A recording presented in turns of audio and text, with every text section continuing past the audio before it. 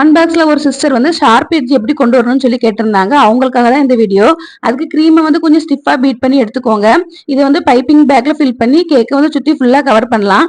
நான் வந்து ஒரு பைப்பிங் பேக் எதுக்கு வேஸ்ட் பண்ணணும்னு சொல்லிட்டு நான் வந்து டைரக்டாவே அப்ளை பண்ணிக்கிட்டேன். மொத்தம் 3 பொருள் தேவைப்படும். இந்த பேலட் நைஃப்ல வந்து 2 நைஃப் இருக்கும். ஒன்னு வந்து கொஞ்சம் வளைஞ்சிருக்கும். எனக்கு கரெக்டான பேர் தெரியல. அந்த 2 பேலட் நைஃபும் வர ஸ்கிராப்பரும் தான் நமக்கு தேவைப்படும். மாதிரி ஐசிங் பண்ணும்போது எப்பவுமே ஒரு பாத்திரத்துல பக்கத்துல தண்ணி வச்சுக்கோங்க.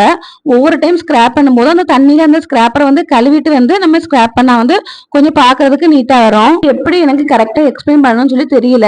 முதல்ல வந்து ஸ்கிராப் பண்ணதுக்கு அப்புறம் எக்ஸஸ் கிரீம் வந்து மேல இருக்கும்ல, அதை வந்து பேலட் நைஃபை வச்சு எடுத்துக்கணும். கூட சைட்ல எல்லாம் வந்து ஈவனா ஸ்கிராப் பண்ணதுக்கு அப்புறம் நம்ம மேல வந்து ஷார்ப் எட்ஜ் கொடுப்போம்ல, அப்ப வந்து அந்த வளைஞ்ச பேலட் நைஃபை யூஸ் பண்ணணும். கிரீமை வந்து வெளியே இருந்து உள்ள மாதிரி தள்ளுற மாதிரி தள்ளணும். தள்ளிட்டு ஒவ்வொரு டைம் வந்து நம்ம ஷேப் கொடுக்கும் போதும் அதை வந்து தொடச்சி எடுத்துக்கணும். அப்பதான் வந்து நீட்டா வரும். இந்த கேக்கோட டெக்கரேஷன் வீடியோ நம்ம அடுத்த வீடியோல பார்க்கலாம்.